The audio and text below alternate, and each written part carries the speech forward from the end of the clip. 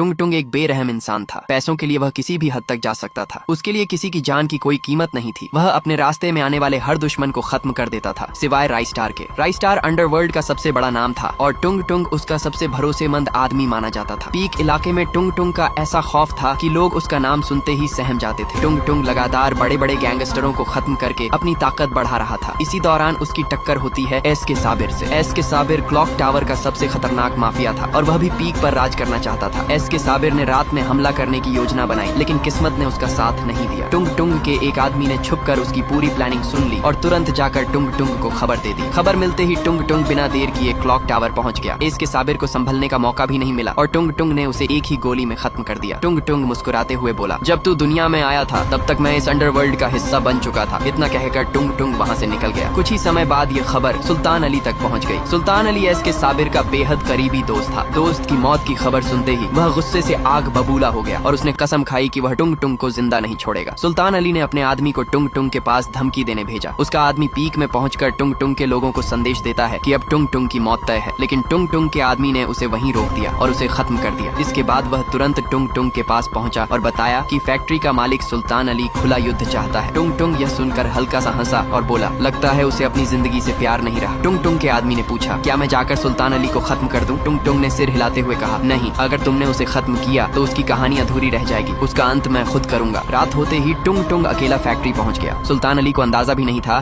कि उसका आखिरी समय इतना करीब आ चुका है। टुंग टुंग ने उसे खत्म कर दिया और वहाँ से निकलते वक्त सिर्फ इतना कहा, तुम लोग सिर्फ बातें करते हो और मैं काम करके दिखाता हूँ, यही असली फर्क है। उस रात के बाद पूरे देश में टुंग टुंग का नाम डर की पहचान बन गया। लोग उसकी ताकत और उसके फैसलों से कांपने लगे। लेकिन कहानी यहीं खत्म नहीं होती। असली तूफान अभी बाकी है, क्योंकि बहुत जल्द इस कहानी में एंट्री होने वाली है रॉकी भाई की और उसके आने के बाद अंडरवर्ल्ड की दुनिया